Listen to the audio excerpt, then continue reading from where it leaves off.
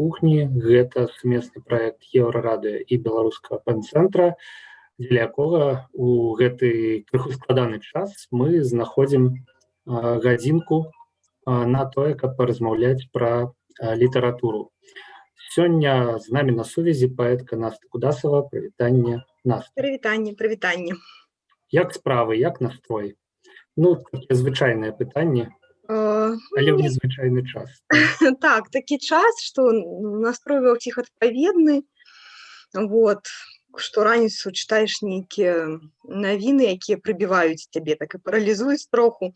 Вот, але потым трэба пачынацца далей жыць, нешта рабіць усё адно. Вот як ва ўсіх, таму вот я пад вечар так это трошку навела марафет, там падрыхтавала вершы, не гледзячы на тое, што даволі цяжка, я гатовая чытаць вершы. Ну, працей кожны нешта робіць сваё. Моя задача пісаць і чытаць. Значыцца, будзем пісаць і чытаць. Ну, атрымліваецца ўвогуле ў гэты час пісаць? Ты ведаеш, так, атрымліваецца. І калі б не атрымлівалася, то я нават не ўяўляю, як бы я магла гэта ўсё перажыць і асэнсаваць.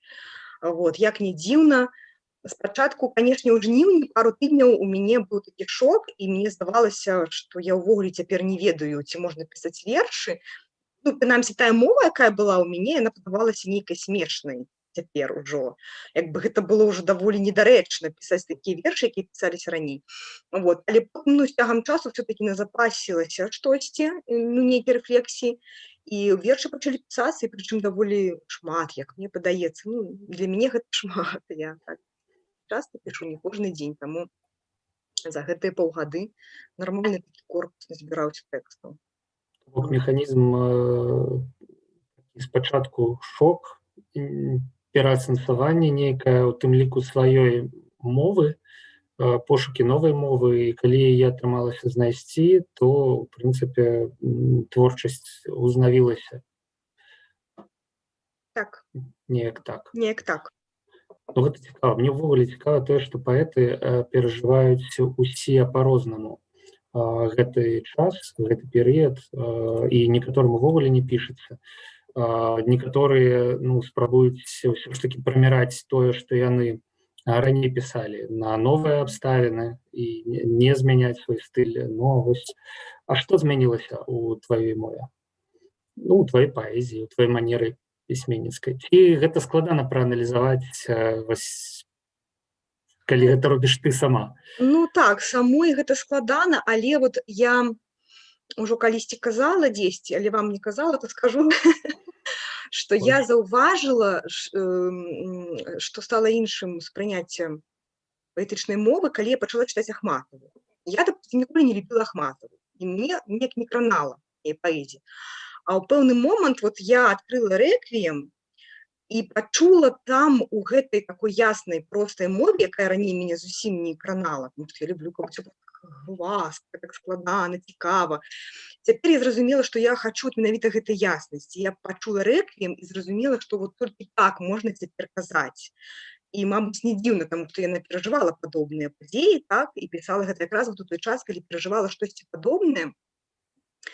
Я просто хацеў, прабач, пераб'ю, сказаць, што да, сапраўды досвед Ахматовай і яе жыццё, першыя спробы, што там, акмеізм, сімвалізм, да, срэбраны век, далей кастрычніцкая рэвалюцыя, далей яе забілі мужа, і, канешне, ўсё пакацілася проста пад адхом, і, адпаведна, ёй таксама давялося шукаць новую мову і давялося шукаць словы дзеля таго, каб апісваць тыя жахлівыя падзеі, сярод якіх яна апынулася.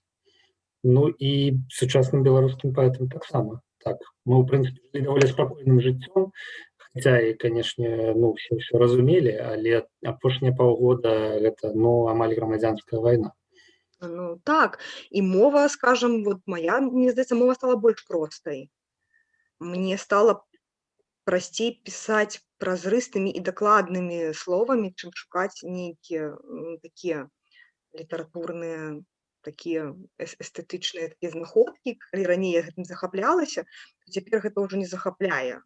Цяпер ты разумееш, што ты мусіш знайсці вот адзінае дакладнае слова, і мне здаецца, людзі сталі больш чытаць як не дзіўна, з'явілася больш чытачоў паэзіі, можа быць, яшчэ і таму вот ёсць гэтая патрэба быць максімальна дакладнай і простай, таму што ты разумееш, што вельмі шмат людзей цяпер не могуць ну неяк асэнсаваць гэтыя падзеі, а праз вершы мае, допустим, ці яшчэ чыесьці, людзі могуць неяк гэты боль вот перажыць, усвядоміць.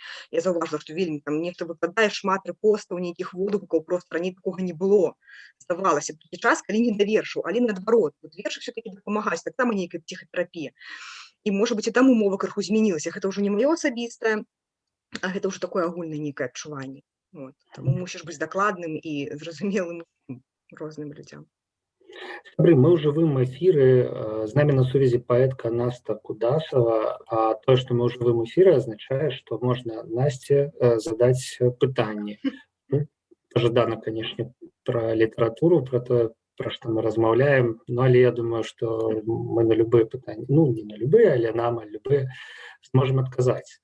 Наста, першай такой важнай тэмай для нашай сённяшняй размовы заяўлена кніга «Вясна вуснам цесна».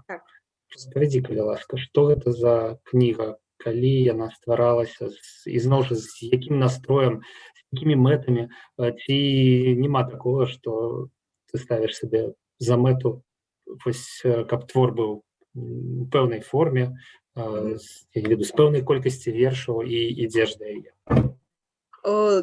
Ну так, звычайна, у мяне ёсць патрабаванні, скажем, я мушу пісаць да пэўнага моманту, калі я не адчую, што вот кніжка склалася, што гэта не проста набор вершаў нейкі, так, а вот все, вот ты можаш адпусціць нейкі гатовы такі, ну, гатовы, не знаю, прадукт, нейкую рэч, якая ўжо жывая сама па сабе, менавіта як кніга.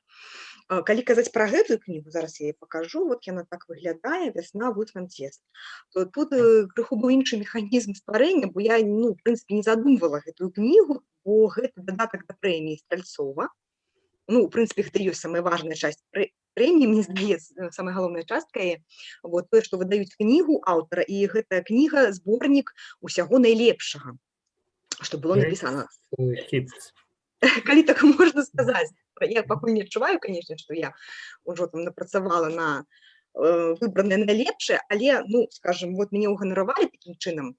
Адзінае, што кніга пакуль не з'явілася ў продажы, і гэта таксама цікавая з'ява нашага часу, таму што выдаўцы не могуць нармальна працаваць, вот, яны не могуць выдаваць, мало таго, што яны не могуць выдаць яе ў поўным аб'ёме, то бок амаль усё, што напісана за апошнія паўгады, ў кнігу не ўвайшло па цэнзурных прычынах. Гэта мяне вельмі засмуціла. Ну, з іншага боку, я разумею, чаму так адбываецца, і карацей, ну так, не маю ніякіх крыўдаў, просто я разумею. Вот. І па-другое, ну так, накладу пакуль няма такога, які б можна было запусціць у продаж. То бок, як бы кніжка ёсць некалькі іх экземпляраў, які можна паказваць, пра яе расказваць, а калі яна прыйдзе да чытача, гэта, ну, таксама пытанне. Я все-таки спадзяюся, што нешта зменіцца, все-таки мы пачакаем той час, калі змогуць выдавецтвы працаваць нармальна. І яны ўжо тады дадрукуюць, тады мы ўжо яе будзем неяк прэзентаваць і прадаваць. А пакуль, ну, то бок яна вот такая ў мяне ёсць яшчэ некалькі там асобнікаў у кагосьці, ну і все, і мы чакаем, карацей, лепшых часоў. Атрымліваецца, што кніга «Вясна вуснам цесна» — гэта адна з ахвяраў, ну, скажем, наезду, нападу на кнігавыдаўцоў беларускіх, які здарыўся на пачатку лютага, наколькі я памятаю. Канешне, падзеі вельмі імкліва. Тут ужо што было на пачатку лютага, што на пачатку студзеня, што раней складана. Вось, але тым не менш, у выдаўцоў заблакавалі рахункі, нешта там канфіскавалі нейкую дакументацыю, і фактычна, да, яны не могуць працаваць. Іначай бы кніга ўжо была надрукаваная. Ну так, ужо было б надрукавана нашмат больш экземпляраў, і можна было б яе спакойна ўжо прадаваць, але пакуль... Але я бачу, асабіста я бачу у гэтым не вельмі прыемным збегу абставінаў станоўчы момант. Кніга, відавочна, з'явіцца бліжэй да вясны, якая ёсць у яе назве, і, ну... Ну так, так было задумана, так і было задумана. Мне вельмі хацелася вот гэтага адчування хутчэйшай вясны, гледзячы на тое, што зусім не веснавое, нейкае такое, не веснавы стан, але все-таки, ну, вот хочется праз усю гэтую цяжкасць пранесці і нешта такое лёгкае, светлае, все-таки каб у жыццё ўваходзіла і каханне, і нейкія мары, і вот гэтая лёгкасць. Гэта кніга не пра вясну, а пра адчуванне вясны па настроі. Ну, яна пра ўсё, але будзе там і весна таксама, розныя там настроі. Вот там, Ну, мгм. там будзе выбраная з усіх, ну, в сэнсе будзе, ну ёсць, там выбраная з усіх кніг, 3, якія ў мяне ўжо былі, і з той 4-й, якая неўзабаве мусіць быць. То бок нават з новай кнігі, якая планавалася, і зноў-такі з-за таго, што 20-й год такі быў шалёны. Я не выдала новую кнігу вершаў, але ўсё адно вот я яе планую, якім чынам, пакуль не зразумела, але планую. І ў «Вясна вуткам песна», вот у гэтым зборніку там вершы і з новай 4-й кнігі ёсць. І там ёсць пераклады «Уце мае блажэннага», Веніаміна, пераклады псальмаў, там трошку прозы, ну, карацей, там шмат усяго, і гэта мусіць быць даволі такая добрая кніжка, якую будзе не сорамна паказаць людзям, як толькі дык адразу. А ў паэтаў у іх не так, як у рок-музыкаў. Кожны год трэба выпускаць па альбоме ці па кніжцы. Калі па добрай кніжцы, то тады добра, а калі проста кожны год нешта выдаваць, я супраць. Я все-таки думаю, лепей акумуляваць, назапашваць, і няхай лепш гэта колькі год вот адлежыцца, прычакае свайго часу, але я хачу, каб мне все-таки не было сорамна за гэтыя кнігі. Таму я пераправяраю па 100 разоў, я вот запланавала новы зборнік, і вот яшчэ гады 2 я чакаю, пакуль дапішацца новае, пакуль нешта старое выкінецца. Таму што ўсё, што новае, заўсёды любіш, таму што ты гэтым жывеш, і ты, ну, не вельмі добра бачыш збоку, можа быць, аб'ектыўна добры гэта верш ці дрэнны, таму што ўсё, што такое вот толькі актуальнае, яно заўсёды для цябе такое найбольш кранальнае. А потым, як гады трошечку пройдуць, ужо можаш аб'ектыўней ацэньваць сам сябе, і ўжо як нармальны рэдактар адабраць сапраўды вартае. Так што я не спяшаюся з кніжкамі ніколі. Мне здаецца, што да, канешне, па кніжцы ў год гэта хутчэй да сяброў афіцыйнага дзяржаўнага саюза пісьменнікаў. Вось нядаўна мы даведаліся, што нават ёсць нейкія дзяржаўныя адмысловае фінансаванне там на нейкія правільныя кніжкі пра пратэстоўцаў, там з негатыўнай ацэнкай усяго гэтага ад мукавозчыка. Тут ўсё ж такі творчасць пануе і вялікія патрабаванні, як я разумею, да сябе і да таго, што атрымаецца. Ну, а ці часта адбываецца так, што пішацца больш, скажем, больш вершаў, чым па нейкіх канцэптуальных прычынах можа ўвайсці ў кнігу, і даводзіцца адкладаць іх, ну, я не ведаю на калі, на потым адсеиваць. Бо, ну, мне здаецца, што немагчымая такая сітуацыя, каб усе вершы, которые ёсць напісаныя на дадзены момант, роўненька леглі ў нейкую канцэпцыю і былі надрукаваныя, і ў кішэні нічога не засталося. Ну, ты знаеш, у мяне вельмі мала выкідаецца, і ў прынцыпе выкідаюцца нейкія тэксты, але гэта адзінкі, якія мне падаюцца, можа быць, ну, слабаватымі месцамі, мне не хочацца псаваць кнігу. Вот. Але все-таки на 90% усё ўваходзіць, і тут як бы не тое, што ты плануеш нейкую канцэпцыю, потым пад яе туды ўпіхваеш. А просто самі тэксты, якія ствараюцца вот, у пэўны адрэзак часу, потым ты на іх глядзіш і разумееш, што, ну, як бы там ператасаваўшы іх у пэўным парадку, вот, не храналагічным, а нейкім іншым, ты атрымліваеш, ну, вот, якраз такі канцэпцыю з таго, што ёсць. Я пішу не так шмат, я ж кажу, я не кожны дзень пішу, і нават не кожны тыдзень, і у мяне можа быць такое, што ў мяне там пару месяцаў няма верша, таму я просто, ну, я не пішу столькі, каб вот, як у моры выбіраць з гэтага. Звычайна большасць трапляе у друк. Мы ў эфіры прыкладна 15 хвілінаў. Ёсць, ну, ўжо пытанне даслалі нам. Андрей Фаміцкі. Наста, добрый вечар. Віншую з кнігай, вельмі рады. Ці можна будзе набыць кнігу ў Маскве? Наста пытанне узвальнае такое, але тым не менш. Вот, дзякуй, Андрей. Ну, я ўжо трошку расказала, што кнігі пакуль у продажы няма, і як толькі яны з'явяцца, то яе можна будзе набыць усюды. Якім-небудзь чынам я абавязкова, канешне, зладжу яе доход до ўсіх гарадоў, дзе толькі людзі пажадаюць. Я, ў прынцыпе, з прэзентацыяй гатовая прыехаць. Мне не хапае ўжо такога жывых стасункаў з людзьмі.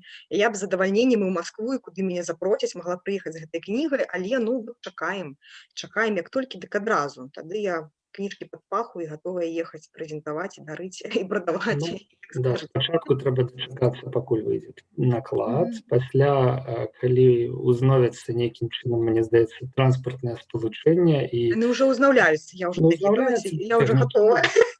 На цягнікі выезд не пайшлі. гатовая, толькі кніжак чакаю. Да, але я не памятаю, што там, то бок, адна справа прыехаць і зладзіць прэзентацыю, іншая справа прыехаць адсядзець там Ну, на гэта так. каранціне 10 дзён, зладзіць прэзентацыю, вярнуцца сюды і яшчэ 10 дзён Яшчэ сядзець. Ну, яшчэ гэта тут так, чакаем, сядзець. так, гэта Да, так чакаем. што, канешне, пакуль што не шанцуе. Ну, дарэчы, ты любіш выступаць, да, чытаць свае вершы публіцы, бо тут ізноў жа ўсё па-рознаму. Ну, Як вось зараз сказаць, прызналася, што не хапае, да? не хапае. Я люблю вельмі выступаць, але я не магу рабіць гэта часта. Мне трэба пасля выступу шмат адпачываць, таму што я звычайна потым прыязджаю дадому і проста така пару дзён лежу, ну, выціснутая цалкам. Вот, таму, скажам, я гэта і люблю, але мне трэба так, ну, редка, но метка. Так, ведаеш? Выступы даволі цяжка даюцца. Ну, пару дзён ўсё ж такі ляжаць, это Ну, так, я просто гляжу часам на артыстаў, якіх, от, допустим, штодня там спектакль ці штодня канцэрт, і я разумею, што мне да гэтага вельмі далёка. Можа быць, канешне, гэтаму можна навучыцца. Але, ну, я ж, па-першае, не граю нейкую ролю. Калі я чытаю, выступаю, гэта як бы я. Ну, у пэўным сэнсе я таксама адчуваю сябе артысткай, якая вот у нейкай ролі выступае, але ўсё-такі гэта мае словы, гэта ўсё вельмі мне балела калісьці.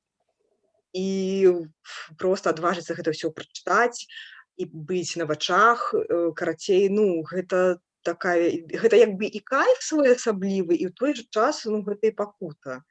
Ну, так што на гэта трэба заўсёды так адважвацца, збірацца з думкамі, ўсё гэта я перажываю моцна, вот, потым радуюся, а потым вяртаюся дадому і хварэю. Ну, вот такая радасць, але гэта радасць. ну, насамрэч вельмі цікава. Я думаю, што ўсе, хто гэта пачулі, зразумелі, што да выступаў настрой трэба, як гэта сказаць, як да штучнага нейкага, не штучнага, а, ну, карацей, кожны выступ вельмі больш каштоўны. Яна не можа выступаць кожны дзень перад рознай аўдыторыяй. Нельга сёння і заўтра і паслязаўтра, калі І тэксты мусяць быць розныя. Канешне, канешне. І тэксты заўсёды я стараюся падбіраць розныя, нейкі там свой плейліст ствараць на кожны выступ, каб не паўтарацца і каб нейкую іншую взяць там тэму, нейкую іншую ноту. Ну, каб, ну, то бок не прыгожа і сорамна чытаць адно і тое ж. Кожны раз ты думаеш, што гэта такое можна было сказаць людзям новае. Ну, вот адзін з сэнсаў нашай праграмы, это якраз пачытаць, паслухаць, як паэты чытаюць, паэты, празаікі чытаюць свае творы. І, ну, у нас няма цэнзуры, таму мы можам абсалютна спакойна слухаць, калі Наста пачытае нам нешта з апошніх вершаў, якія прысвечаныя таму, што адбываецца ў Беларусі. Але я бачыў, калі ты паказвала кніжку, я бачу, што там ёсць, мне здалося, што там ёсць закладачкі, да? Ёсць, так. Это, я думаю, неспроста. Вось. І, ну, в прынцыпе, ты сама можаш выбіраць, з чаго пачаць, і можа лагічным працягам размовы пра кнігу невялікай будзе пачытаць вершы з яе. Ну, так, давай я пачытаю з кнігі тое, што я планавала, а можа быць, потым мы яшчэ, напрыклад, зладзім нейкія чытанні, так? Я ж думаю, гэта Безумоўна. Мы перарываемся на чытанні, да, калі захочацца. Так, і тады бліжэй пад канец, можа быць, я прачытаю ўжо штосьці такое зусім новае, актуальнае, што не ўвайшло ў кнігу. Добра, выдатны план. А можаш яшчэ пару слоў сказаць пра тое, ну, вось як ты выбірала тое, што ты будзеш зараз чытаць? Ці гэта абсалютны рандом? Ну, як, я ўзяла ўсё, што ў мяне было выдадзена. Пераглядзела яшчэ раз, штосьці мне не падабалася, асабліва там з першай, другой кнігі, проста выкінула тое, што мне не падабаецца. І з трэцяй таксама, па-мойму, выкінуты быў верш, там ці парачку, вот. Праўда, трэба сказаць, што ў кнігу ўвайшлі некалькі вершаў, якія не друкаваліся нідзе. Так атрымалася, што калі рыхтавала тыя кнігі, мне падаваліся вершы нецікавымі, я іх выкідала. Цяпер, рыхтуючы на нова, я ўзгадала ўсю тую старую. Вот. І бок нешта выкінулася, нешта такое дадалося цікавае, чаго людзі не чыталі ў папярэдніх кнігах. Гэта таксама такая інтрыга будзе. Вот. Ну, так вот і адбірала. Вот и вот так вельмі проста. Вот просто взяла все, что у меня есть. Мгм. Дрэннае адсекла, лепшае пакінула. Ну, я меў на ўвазе хутчэй не гэта. Як ты расстаўляла закладачкі зараз вось па гэтай Зараз кнізе? Да? я просто пачула, пра што бы мне хацелася сёння пагаварыць. Ну вот менавіта сёння чамусьці я захацела прачытаць пару вершаў, якія смерць, але я не ведаю, чаму я згадала раптам. Вот зараз я прачытаю верш, які я напісала пасля таго, як нас пакінуў Алесь Сліпай. І мы неўзабаве перад гэтым бачыліся з ім. І ён вельмі чакаў проста новую кнігу, можа быць, таму я вспомнила яго. Вот, чакаў, даваў парады, заўсёды перажываў за мяне, быў такім сябрам. Ну і карацей, вот восенню пасля таго я напісала верш такі. Ось я буду Добра. чытаць верш. Да, Вось. я тады адключаю сябе, як Добра. звычайна, на гэты час і перадаю слова Насці. Мёртвым не баліць, а мне баляць мае мёртвыя. Колькі не замоўчвай, не выкрэслівай, не перагортвай. Колькі не спрабуй трымацца верай у паняверцы. Мёртвыя мае, ну як там? Пішацца вам, пяецца? Ці хапае крылаў анёльскіх без рук рукацца? Ці не надакучвае воблачны вечны шпацыр? Што там застаецца існым? Што там лічыцца важным? Хіба гэты чорны між чорных лічбаў працяжнік? Хіба гэта ўсё, што нажываем мы ў зямным нашым доме? А зялёны жолуд на далоні, а каханы в абдоймах, а сняжынкі дотык, а любоў, што так распальвала сэрца. Дзе яно дзяваецца, у якую дамавіну кладзецца? Ці мы гэта снім? Можа, толькі паддаемся жывым? Неба набрынялае маўчаннем, цёплай вечнасці вымя, аддаўкай цішынёй пустых пытанняў, радоння.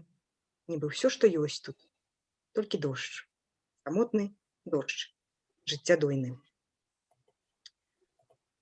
Ну, я, можа быць, яшчэ прачытаю, так? Да, яшчэ прачытаю верш. Вот, ён таксама звязаны з тымі, хто сыходзіць, але ён больш, можа быць, аптымістычны. Ну, гэта такі стан, часам ты вельмі адчуваеш гэтых людзей побач, і здаецца, што няма ніякай мяжы паміж гэтым светам і тым. А бывае вот такі стан, калі нейкая паняверка, і ты адчуваеш пустэчу, якую нічым не запомніць. Бывае па-рознаму. Гэта ж я б не назваў папярэдні верш вось гэты песімістычным, бо смерць як нагода прыгадаць усё, што добрае, што ты пакідаеш і што б ты забраў з сабой, ну, але, канешне, ніхто не ведае. Даведаемся калі-небудзь, да, забіраеш і не забіраеш, і калі забіраеш, то што? В прынцыпе, ну, канешне, ён сумны, элегічны такі, але я б не назваў яго, прынамсі, песімістычным. Гэта добра. Ну, мне здаецца, я ўвогуле такі, я не песіміст, хоць я і пішу пра тыя рэчы, якія... Ну, смерць гэта не песімізм, гэта рэальнасць нашага жыцця, так? Адна з яго, адзін са складнікаў. І таму я не думаю, што там думаць пра смерць і пісаць пра мёртвых, гэта песімізм. Але гэта проста нармальна, звычайна, тое, што нас хвалюе. Вот. Наступны верш я ўжо напісала пазней, гэта сёлета было напісана... Тут няма прысвячэння, але чамусьці я думала пра Юлю Чарняўскую, калі пісала. Ну, але Юля-то яшчэ з намі, дзякаваць Богу. Ну, так, я думала хутчэй пра яе страту, пра яе гора. Той, хто сыходзіць, заўсёды вяртаецца рэхам, першай пупышкай вясновай, калыскай арэха, роснымі дрыжыкамі на травінчаных спінах, кінуўшы тут усе крыўды, чаканні і віны. Той, хто сыходзіць, бярэ з сабой пухкасць аблокаў, абарачаецца раніцай, ліпенем, глогам, нотай крамянай, што б'ецца ў цінісінай дубцы. Той, хто сыходзіць, ходзіць заўжды, каб вярнуцца. Ну, атрымліваецца, што сыход і вяртанне, сыход і вечнасць, да, гэта, ну, вось тое, што стаіць побач. То, што хочацца, прынамсі, каб стаяла побач. І, ну, да. Ну так, это тое, што надае сілы, тое, што надае сэнсу жыць. Это я так спрабую рабіць глубакадумныя высновы з Добра, пачутага. ну можна без глыбакадумных высноў, таму што я сама не ўмею іх рабіць. Я магу Потому толькі что не пісаць вельмі вершы. атрымліваецца, в прынцыпе, да. Так, а каментары да вершаў гэта заўсёды, ну, мне здаецца, такая справа, ну, непростая. Я сама не люблю каментаваць вершы, шчыра кажучы. Ну, гэта заўжды вялікая спакуса, калі дабіраешся да Мгм. пісьменніка, да паэта, запытацца, дык пра што ж там было. Мгм. Вось. Ну і мы, ў прынцыпе, ўжо чуем, прынамсі, якія вобразы былі ў галаве і пра што думалася, Мгм. калі пісалі гэтыя вершы, пісаліся.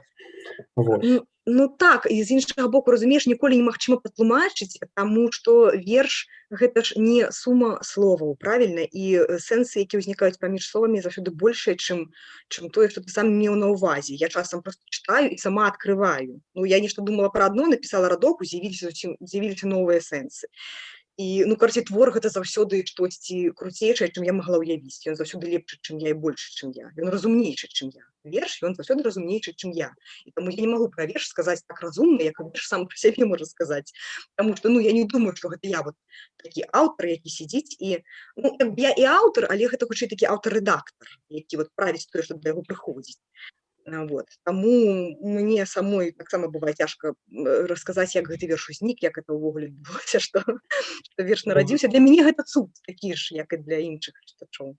Чую бардаўскія ноткі Ролана Барта, да, смерць аўтара і пісьменнік-скрыптар, які проста рукой якога верш запісвае сябе так, як ён хоча, каб яго запісалі. Ну, але мне здаецца, я вось не фанат гэтай канцэпцыі. Я хацеў бы думаць, што ўсё ж такі ад паэта, ад пісьменніка залежыць больш, чым ад нейкага лёсу, чым ад таго, што падсвядомасць ці простае вымярэнне нешта нашэптваюць у вушы і прымушаюць выкідваць на паперу ці на экран кампутера. Ты ўсё ж такі лічыш, што ты, ну, ёсць нейкая вышэйшая сіла, якая дае гэтыя вершы, ледзь не надыктоўвае. Ну, я б не сказала, што дадатковая. Сіла вышэйшая, безумоўна, ёсць. Ёсць нейкі дух, вот, які ў вершах вот потым адчуваецца, калі ты іх чуеш, у цябе гэтыя дрыжыкі па скуры, гэта вот той дух, які пісаў. Але ўсё-такі, ну, гэта пісала менавіта я, і ў мяне ёсць пэўны бэкграунд. Я пішу на пэўнай мове, і гэта, ну, не можа не мець сэнсу. То бок ўсё-такі, што вот я чалавек з пэўнай біяграфіяй, з пэўным досведам, з пэўным талентам і гэтак далей. Ўсё-такі гэта даволі такі чалавечыя рэчы. Яны таксама маюць сэнс. То бок і тое, і тое. Як бы нешта да цябе прыходзіць, але ты з гэтым ужо працуеш і перакладаеш гэта на чалавечую мову, і працуеш ужо па-чалавечы з гэтым. Перакладаеш на сваю мову, в прынцыпе. І ў гэтым ты ёсць Менавіта на тую, як я яе адчуваю. Ну, то бок, калі мы думаем, што чалавек гэта цела і ў целе там ёсць душа ці дух, так, то, можа быць, у вершы таксама ёсць нейкае цела, якое я ствараю, да, і ёсць тое, што вот у ім узнікла, ну, як штосьці вот нашаптанае з вышэй, можа быць, так. Загадкавая прырода творчасці, нешта падобна нават да гульні, да? Можа быць і так. Нешта ў гэтым ёсць. Вось, дарэчы, мы зноў выйшлі на тэму мовы, і адзін з радкоў у анонсе гэта пра удмурцкую мову. Чамусьці я мушу цябе запытацца, ці лёгка яе вывучыць. Ты ведаеш удмурцкую мову? Ну, не тое, што я ведаю удмурцкую мову. Я вучу, я займаюся удмурцкай мовай. Вот, я пакуль мала што магу сказаць. Так. Вот, могу сказаць, што мон удмурт кылын верачпічко. Я размаўляю па-удмурцку, але, ну, вельмі, ну, так, пакуль дрэнна, скажам. Я лічу, што паэту патрэбны мовы. Я, калі вучылася ва ўніверсітэце, я так здалёк пачну, і трэба было выбраць, займацца мовай ці літаратурай. Я была бясспрэчна проста ўпэўнена, што калі я паэт і пішу вершы, то, канешне, буду займацца літаратуразнаўствам і літаратурай. Ну, як бы, чым тут лінгвістыка, так? Вот, і я помню, што Алена Александровна, моя выкладчыца, яна што-то казала, што, ну, магчыма, я памыляюся, і што, ну, і распавядала сваю гісторыю пра то, як яна брала менавіта лінгвістыку, а не любімую паэзію. і чаму. І потым ужо з цягам часу я пачала разумець, як мне цяжка з іншымі паэтамі, з літаратуразнаўствам, з гэтай навукай, якая ўлазіць туды ў літаратуру, нешта робіць, і наколькі мне лёгка з мовамі. І паэту патрэбны найперш не іншыя паэты, а паэту патрэбны мовы. Таму што кожная мова гэта іншая ментальнасць, іншая свядомасць. І чым больш ты ведаеш мову, тым больш ты разумееш чалавека, чалавечую прыроду наогул. І, допустим, удмуртская мова, я пачынала яе вучыць як такі, гэта быў палітычны жэст, гэта быў мне такі выклік, як бы я прынцыпова пачынала вучыць, я не думала, што я закахаюся у гэтую мову, і што там знайду тое, што мне трэба паэт. Можаш распавесці, калі ласка, для чалавека, які не ў тэме. Не ў тэме? Што палітычнага ва удмуртскай мове? Гэта быў такі, калі ты памятаеш, удмуртскі вучоны Альберт Разін спаліў сябе перад будынкам ураду в Іжэўску. Ён заявіў пра тое, што удмуртская мова вынішчаецца. Яна памірае, так. А я на той момант увогуле не ведала, што за мова, дзе ты удмурты жывуць, рэальна, калі падумаць, я пра тое, якія народы жывуць у Расійскай Федэрацыі і як у іх там усё, я б нічога не ведала. Мне сорамна, але мы жывем у такім інфармацыйным свеце, што мы вельмі мала разумеем, што там адбываецца. І тады, калі я пабачыла гэтую навіну, я была вельмі настолькі ўражаная, я полезла шукаць нейкую інфармацыю, як, што, чаму. І у мяне просто было такое адчуванне, што гэта такое пакліканне, што я просто мушу, я павінна. Такі ва мне дух рэвалюцыйны ўзыграў, што калі чалавек загінуў за мову, нельга гэта так пакінуць. Цікава мне ці не цікава, я просто возьму і вывучу прынцыпова, і буду вучыць на аднаго чалавека, які ведае удмуртскую больш. Бо гэта быў такі просто выклік сабе. А потым ужо, калі я туды пагрузілася, я зразумела, што я магу там узяць для сябе вельмі шмат. Фіна-угорскія мовы, і гэта зусім іншы прынцып. І я там знаходжу ў гэтай мове ўсё тое, чаго мне не хапала у нас. Усе мае гэтыя наватворы, калі ты помніш, маё невымаўля, гэты цвет невыгаўкны, розныя занадта многае. Тое, што я інтуітыўна, мне здавалася, што можна з мовай так рабіць. Можна ўзяць гэты корань, калі ён ёсць, можна ўзяць гэты суфікс, калі ў яго ёсць поўны сэнс, іх спалучыць, чаму не, і рабіць такое слова паўнавартаснае. Але гэта для беларускай мовы гэта лічыцца такім стварэннем неалагізму, нейкая такая наватворчасць. А гэтыя мовы фіна-угорскія, там галютынатыўны тып, і там сапраўды гэта вельмі прыгожа, калі кожная часцінка, кожнае слова вельмі можа быць там даўгое, і кожная часцінка мае пэўны сэнс. І ты як з гэтым леха, як з гэтымі кубікамі бярэш гэтыя сэнсы, адзін да аднаго просто прадстаўляеш, і у цябе атрымліваецца такая 3D-картинка слова з такімі просто, якім адразу все гэтыя сэнсы узнікаюць. То бок гэта паэзія ў самой мове, гэта вельмі прыгожа, гэта натхняе. Я часам просто адкрыю нацыянальны корпус удмуртскай мовы, сяду, што-небудзь такое, як убачу, што мяне просто, вельмі захапляе. Таму, па-першае, спадар Альберт Разін дамогся свайго, хаця бы і часткова, і ахвяра, якую ён прынёс, была недарэмнай, прынамсі, хаця б таму, што, як мінімум, я ўпэўнены, што насамрэч не толькі Насту Кудасаву ён натхніў на вывучэнне удмуртскай, звярнуў яе ўвагу, але гэты прыклад мы ведаем дакладна, што так адбылося.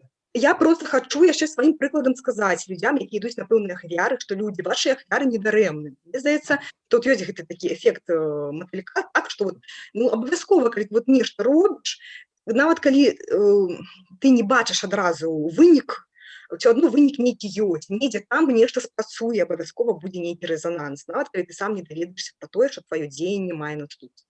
Я ў гэта веру, і таму я вырашыла, што я буду наступствам.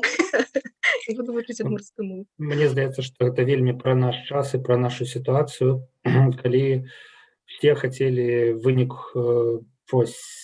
хутка, цяпер, і здавалася, што ўжо і блізка гэта вынік, але апынулася ўсё па-іншаму, а мы ўсе і па-ранейшаму хочам гэты вынік. І ад гэтага шмат хто трапляе ў песімізм і ў расчараванне. І даводзіцца навокал чуць галасы і ад знаёмых, і ад выпадковых каментатараў пра тое, што неяк усё адбываецца не так, як мусіла. Я хацела сказаць, што як бы, можа, яно і не так хутка, як хацелася б, але мне здаецца, што здаровы сэнс мусіць, як это сказаць, возобладать, забыла слово. Вот, то бок всё-таки, ну, тое, што цяпер адбываецца, оно такое нездаровае нейкае, не сучаснае, не адэкватнае, што, ну, так ці іначай яно мусіць аднойчы скончыцца. Таму што, ну, мы ж не ў сярэднявеччы жывём, гэта 21 стагоддзе, і мне здаецца, ўжо проста чалавецтва дацягнула пэўнага ўзроўню, каб жыць на пэўных іх адэкватных каштоўнасцях, і мы на іх ужо як бы і жывём, у прынцыпе, наша грамадства. Проста вот нейкая такая адбылася недарэчная штука, якую трэба, ну, не знаю, перачакаць, што з ёй зрабіць, не знаю. То бок гэтая вот улада і ўсё, вот уся гэта сістэма, яна проста не адпавядае нашаму грамадству, я так разумею. Гэта нейкая такая састарэлая, нейкая такая нешта прысмакталася. Ну, адзінае, што мяне бянтэжыць у гэтай сітуацыі, рэальна бянтэжыць у гэтых развагах, гэта тое, што сярэднявечча цягнулася 10 стагоддзяў. І тут ёсць нюанс, як кажуць. Нам, дарэчы, прыходзіць пытанне, Наста, Давай, прабач, я пераб'ю цябе, калі ты хацела неяк пракаментаваць давай гэта пытанне. назіранне. Алексей Арцёмоў піша: я проста павітаюся, Наста, прывітанне стулы, люблю, Ну, всё прывітанне. такое. Прывітанне. Я, дарэчы, узгадвала калісьці цябе, Лёша, і думаю, прыйдзеўся Артём, такі добрыя вершы пісаў, і мне потым знік з інфармацыйнай прасторы, я нават троху хвалявалася, вот добра, што ты напісаў, значыць, жывы, здаровы. Ёсць YouTube, усіх Это аб'яднае, круто. усе знойдуцца. Во Вот, ўсіх ну, гарадах. да, Андрей Хаданович, глядзіць наш эфір, прывітанне, Андрей. Прывітанне. Пытанне ад яго: раскажы, як табе перакладаецца блажэнны? Раскажы, Наста, як табе перакладаецца блажэнны? Як мне перакладаецца блажэнны? Ну, гэта, скажем так, я ж не перакладчык, но я не лічу сябе пакуль перакладчыкам, я мала перакладала. Вот. Але з блажэнным адбылося так, што я проста адчула, што гэта быццам бы маё. Гэтыя вершы, яны мне настолькі зразумелыя. Ну, бывае, вот чытаеш аўтара, ён класны, вельмі добрыя вершы, але ты не разумееш, як ён гэта стварыў, не можаш паўтарыць.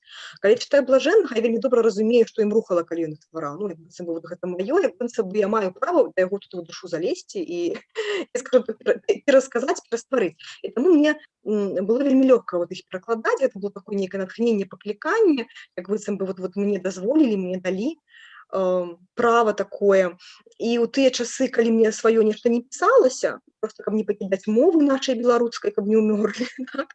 Каб даставацца тонусе такім паэтычным, я адкрывала гэты зборнічак, у мяне ёсць распасьем, дзе ўсё ягонае, дзе выбраныя ўсе творы. Вот. І просто нешта чытала, і ў пэўны момант, там, нейкі першаў раптам я адчувала яго па-беларуску. І рабіла пераклад. І зараз раблю, я пацягваю. Таму што ў гэтай кнізе, не помню колькі там штук 15, можа, будзе перакладаў. Але ў мяне цяпер бывае такое вот адчуванне, што нічога ты сваё не пішаш, але вот пісаць хочацца разгарнуць сшытак і нешта там такое рыфмаванае зрабіць. Тады я беру гэты зборнік і працягваю перакладаць. Ну, вось насамрэч пытанне Андрэя было, я цяпер разумею, што варта было б гэта патлумачыць, падвойнае дно. Гаворка ідзе не пра, як гэта сказаць, класіка рэлігійнай думкі Авгусціна Блажэннага, а пра Веніаміна Блажэннага, беларускага паэта, так. Да, які пісаў па-руску, што праўда, пісаў у савецкія часы. Вось, ну, адсюль узнікла, ў прынцыпе, і жаданне, і неабходнасць яго перакладаць. Ну так, то бок ён беларускі. Адтуліна лірычнае адступленне ад нашага часу для цябе атрымліваецца творчасць Веніаміна Блажэннага. Ну так, атрымліваецца так. І мне ён па духу вельмі беларускі, уже вельмі наш, мне здаецца, вот па адчуванні, вот, але, ну, ён пісаў па-руску. Я падумала, чаму не зрабіць яго такім, ну, зусім ужо нашым. Тым больш яны так вельмі добра на беларускую мову кладуцца гэтыя творы. Круто.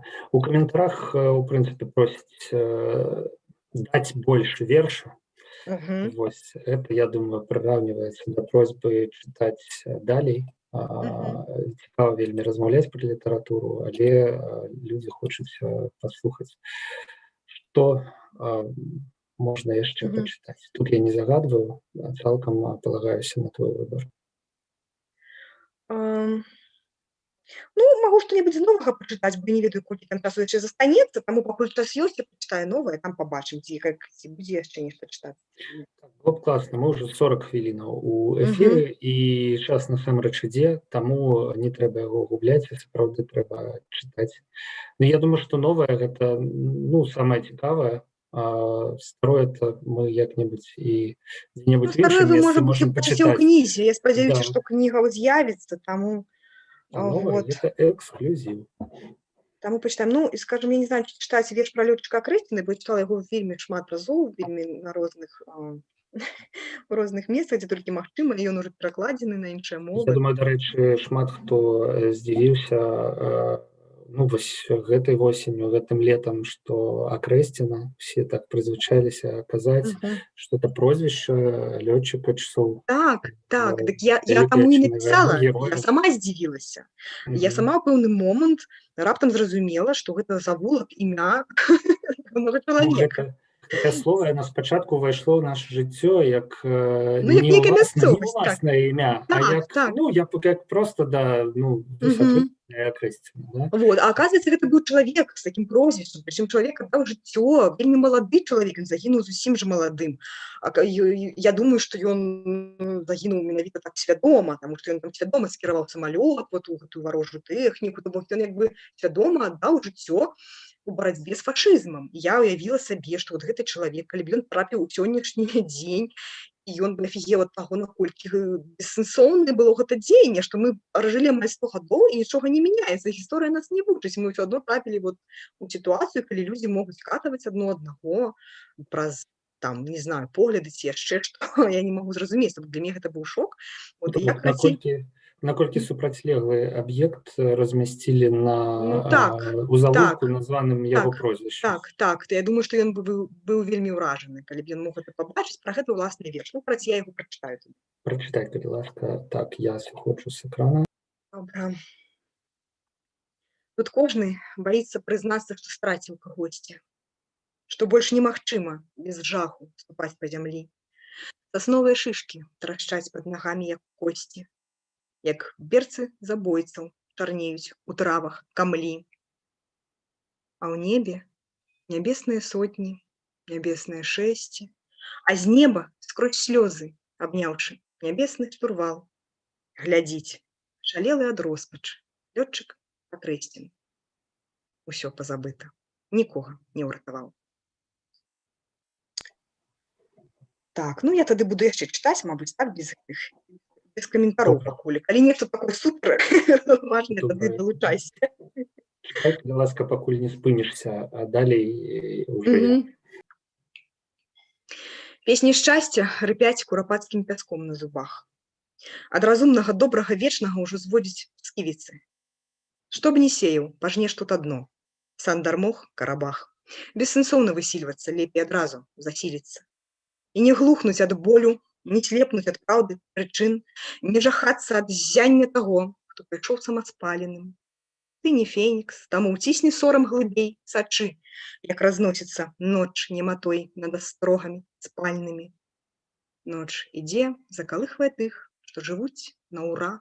Як жа хораша спіцца ім, Господі, чуеш, як лёгка ім. Ну а ты вымкні волю, сумленне, завесь, паўтарай. Лепей лёкаем, лепей лёкаем, лепей лёкаем. Так, ну яшчэ верш прачытаю, які называецца «Пакроў». Верш прысвячаецца Лізе Строцавай. На «Пакроў» якраз напісала яго. А чаму Лізе Строцавай? Можаш распавесці? Ну так здарылася, што якраз гэта быў Пакроў і Дзень маці, а напярэдадні, па-мойму, за дзень да гэтага якраз Рому забралі і судзілі. Ну, мужа Лізінага, Рома Абрамчука, музыку. І Рома, дарэчы, пісаў песні на мае вершы. Ну, карацей, проста як бы я ведаю гэту сям'ю, і мне гэта вельмі кранула, я ўявіла, як гэта, калі вот ты жанчына, маці, там, з маленькімі дзецьмі застаешся адна. Класнае свята, карацей, у цябе такое. Ну, і бы такі вот Дзень маці падарылі. І я тады, ну, прысвяціла гэты верш.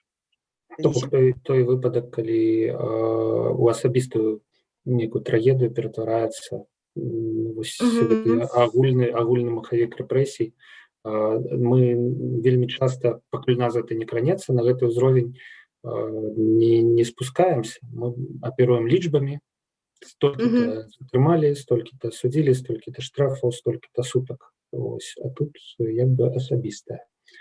Ну так, за кожным гэтым кстати, асабістая гісторыя. Вот я зараз Пакроў прачытаю, потым яшчэ адзін верш таксама з асабістай гісторыяй. Добра.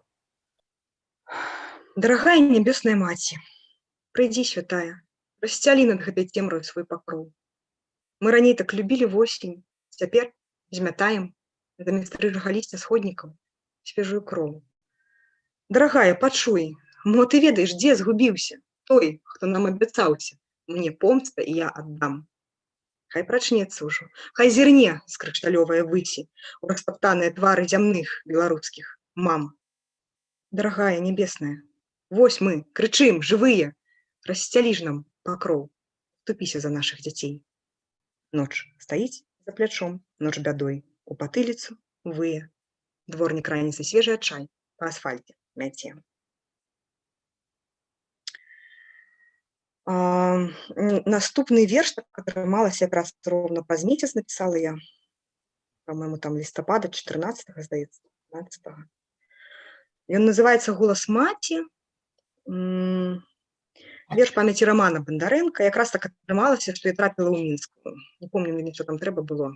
Ці запісвалі нейкую перадачу, што ну выпадкова я трапіла ў той дзень, якраз вот калі стала вядома, што ён все-таки памёр. І я была на тым вот у тым двары, якраз бачыла гэты вялізны натоўп людзей, просто весь горад такі туды прыйшоў, гэтыя бясконцыя сігналы машын, і мы стаялі з сябрамі, размаўлялі. Мой сябар тады сказаў такую думку, кажа, мабыць, якая файная для маці падтрымка, ну вот калі набачыш столькі людзей, да, перажываюць. І я падумала тады як маці, тому што я таксама маці, што, напэўна, ну, карацей, нічога не можа падтрымаць. То для маці, як бы, вот гэта такое гора, што нам нават калі табе прынесуць медаль там, і назавуць ягоным імем вуліцу, і што б не здарылася пасля, якім бы не быў ён героем там, для ўсёй краіны, асабістае вот гэта гора маці, ну, ніхто не можа ніколі зразумець, перажыць. Ну, карацей, вот так я падумала, і потым уже ідучы вечарам дамоў у маршрутцы, якраз вот за некалькі гадзін напісаўся гэты верш, які называецца «Голас маці». Як па мне, так гэта парадаксальная сітуацыя. Мы сапраўды разумеем, што неяк дапамагчы ў гэтай сітуацыі маці немагчыма, але гэта не значыць, што мы не мусім падтрымліваць. Да? Ну, то бок, ну, немагчыма, да? Ну, так все, склалі крылы, не склалі, дадому. Кожны мусіць зрабіць, што можа, але, ну, зразумела, што, як бы, ты ніяк не можаш яго паменшыць, гэта гора, ты не можаш яго. І словы, дарэчы, вот зноў Ахматавай згадваюцца, а туды, дзе молча маці стаяла, так ніхто зглянуць і не пасмеў. Да? То бок просто, ну, таму што не можаш знайсці словы, насамрэч, каб падтрымаць такое гора. Ну, просто нішто не можа яго запомніць, безумоўна. Вот, карацей, верш. Там людское заходзіцца мора, а я не веру. Непамернае слово «памёр» не ідзе на язык. Лепш завешу акно, ды пайду прыгатую вячэру. Вось жа бульба, віно, паляндвіца, чабор, базілік. Там людскі акіян захліпаецца штормам на плошчах, там нясуць на сцягах непад'ёмнае слова «героі». Што мне словы? Галоўнае, хутка прыедзе мой хлопчык. Сядзе побач за стол павячэрае разам са мной. А калі не прыедзе, я ўстану, я выйду да Бога. Я скажу яму: ты, што зрабіў з нашых сэрцаў агні, мне не трэба героя. Вярні мне сына жывога, звычайнага сына жывога. Мне, чуеш, вярні. Так. Гэта нашмат цяжэй, канешне, ўспрымаць, чым нешта абстрактнае на тэму жыцця, смерці і вечнасці. Ну, так. Але мне здаецца, што калі ўжо вяртацца да слова Ахматавай, згаданых табой, то якраз такі, калі мы наважаемся ўсё ж такі зірнуць на маці, мы частку неяк перажываем таго, што перажывае яна, ну і, канешне, робімся праз гэта больш загартаванымі, больш сільнымі. Так мы не палягчаем яе жыццё, але мы нейкім чынам узмацняемся самі. Ну так, напэўна. Ну, дарэчы, так, вершы ўсе, яны так ці іначай звязанымі з пэўнымі падзеямі. То бок для мяне гэта нейкі такі летапіс, каб не забыць, што вот мы адчувалі тое, вот быў такі дзень, там, у гэты дзень было штосьці яшчэ. Вот я магу прачытаць наступны верш, які называецца «Спісы». Таксама я падумала, што вот кожную нядзелю, начиная той дзень, я хоць у Рахачове сяджу, але ты, значыцца, залазіш на весну і пачынаеш вывучаць гэтыя спісы з такім гэтым сэрцабіццём, там, у страху там пабачыць нейкія вельмі любімыя імёны тваіх сяброў. Вот гэта кожны тыдзень, вот такое заданне, так? Вот ты жывеш у рэжыме чытання гэтых спісаў. Вот у мяне ёсць верш, які называецца «Спісы». Роўна так же сама жылі журналісты, і сваіх, і проста людзей. Мы адсочвалі, канешне, па гэтых спісах. Слухаем. Восень вечную казань шапоча лістамі чырвонымі. Восень праўду выстуквае дзюбачкай вернай сініцы. Але нам не пачуць яе. Нас аглушыла імёнамі. Мы вычытваем спісы людскія, нялюдскія спісы. Мы чытаем і плачам па знойдзеных і па незнойдзеных. У застенках жуды, адбываючы год сушчыны. Там Барановіч, Магілёў, Слуцк, Акрэсціна, Жодзіна, гематомы на целе маёй непрытомнай айчыны. Але некалі скончыцца ўсё, адшалее бязглуздзіцца. Адбаліць гэты жнівень, дзе ўсе мы навек засталіся. Бог адкрые свой спіс, тады ніхто ўжо не згубіць. Кожны кат, кожны здраднік і вырадак будзе ў тым спісе. О, вось. Ну, што каментаваць? Вельмі цікава, як, канешне, падзеі робяцца вершамі. Як гэта запомніць? Канешне, ну, для мяне блізкая іншая сістэма занатавання і запамінання, журналісцкая, да? То бок апераванне фактамі, там, лічбамі, часам пэўным. Але вось тое, як будуць нашы нашчадкі меркаваць пра гэтыя падзеі і праз вершы, таксама вельмі цікава. Класна, што гэтыя вершы ёсць. Думаю, што ў пэўным сэнсе будуць і праз вершы, праз усё будуць. Ну, я вот адчуваю такую адказнасць вялікую, калі іх пішу. Раней я такой адказнасці не адчувала. А цяпер, мне здаецца, трэба ўсё занатаваць. Калі вот ёсць талент і адчуваеш, што ты можаш, максімальна ўсё трэба занатаваць. Я, мабыць, яшчэ адзін верш прачытаю, калі ёсць час. Таксама верш, які не ўвайшоў у кнігу. Ну, таксама вот некая такая маленькая дробязь, там Ольга Хижнікова сидела на сутках, и там нехто выйшаў і распавёў пра гэтыя вочы, пра тое, да? Вот. І, ну, гэта такая маленькая дэталь, насамрэч, вот часта ўражвае нейкая дэталь просто, да, вот вочы. І вот з гэтага ўсяго вот у мяне нарадзіўся вот верш, які вот якраз на супастаўленні гэтага вот чорнага і белага. Тады вот у прадчуванні зімы яшчэ не выпаў першы снег, вот я чакала і вельмі верыла, што калі вот у нас прыйдзе зіма, што нешта зменіцца і ўсё будзе добра. Зіма ўжо заканчваецца, але нічога, будзем верыць, што ўсё не так хутка. Ладно, верш без назвы. Прачынайся, вандроўная, бачыш, дзе мы захрасцілі? Тут сканалі ад роспачы Кафка, Оруэлл, Хакслі. Тут не ведаюць дна і ўсе разам лятуць у прадонні. Тут памінь Армагеддоне ў кожным раёне. Прачынайся, псіхея, вандроўніца. Пойдзем на шпацыр. Тут любілі маўчаць, і цяпер тут не дакрычацца. Так што пойдзем гуляць, гартуем на вуліцах голас. Хутка прыйдзе зіма, забінтуе ўсіх нас, загоіць. Хутка выпадзе снег, такі белы, такі харочы. Снег мацнейшы і большы за чорных акрэсцінскіх вочай. Снег пасцелі нам шлях, і жыццё распачнецца нанова. І рассыплюцца урмы, і пасвятлеюць галовы. Ну, мне здаецца, абсалютна цікавая з'ява. Наста Кудасава занатоўвае падзеі нашага часу ў вершах. Гэта як летапіс, ну, нешта накшталт такога. Але ўсё ж такі гэта не сухая хроніка, гэта эмоцыі, тыя эмоцыі, з якімі мы ўсё гэта перажывалі. Мне здаецца, што нават, вось я падумаў, пакуль ты чытала, нават больш важна запомніць эмоцыі, а не канкрэтныя даты. Там, калі колькі Хіжанкова менавіта дзённа сидзела там у изолятары 42 ці 44. Вось, а тое, што там былі вошы, і тое, што мы ўсе думалі і адчувалі, калі даведаліся пра гэта. Вось гэта, ну, можа, насамрэч і больш важна, чым канкрэтнае число. Можна я попрошу тады яшчэ адзін верш прачытаць цябе? У нас, ну, засталося 5 хвілін, умоўна кажучы. У нас ёсць яшчэ адно пытанне пра Веніаміна Блажэннага, але, можа, ужо і ладно.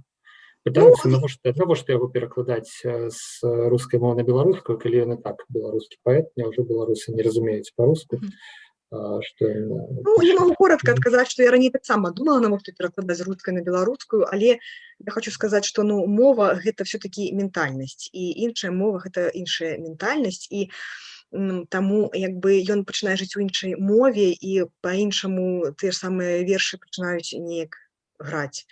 Вот. І ў той же час, як бы, скажем, асабіста для мяне, для перакладчыка, гэта выклік.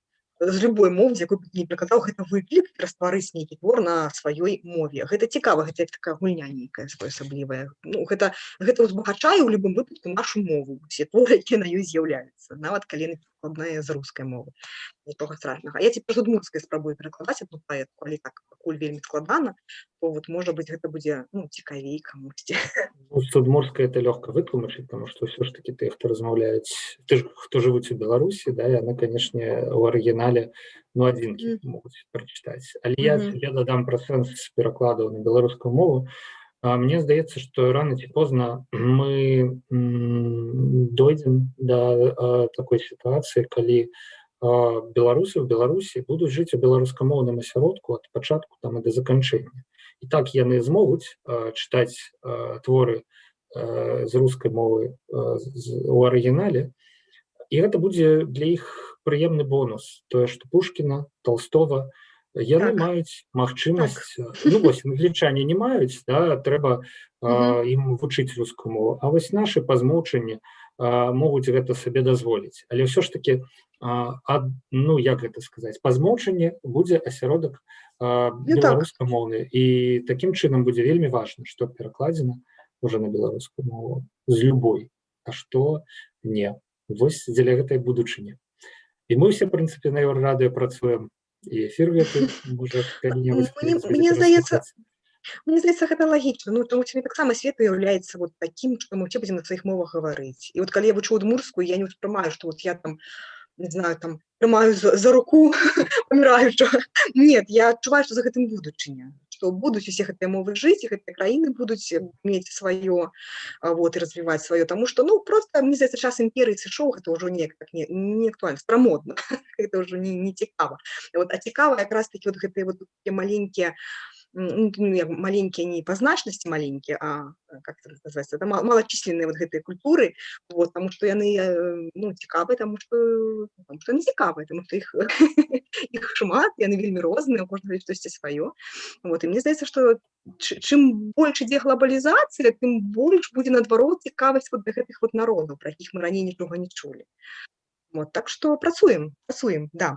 Добра, я яшчэ прачытаю верш. І, можа быць, давай прачытаю два. У мяне два засталося, яны маленькія. Адзін верш пра курапаты і адзін верш потым будзе пра лісты. Я адразу папярэджу пра лісты. Чаму пра лісты? Вот, ну, я колькі не пісала вязням лісты, яны кудысьці знікаюць. Назад не вяртаюцца, вязні іх не атрымліваюць.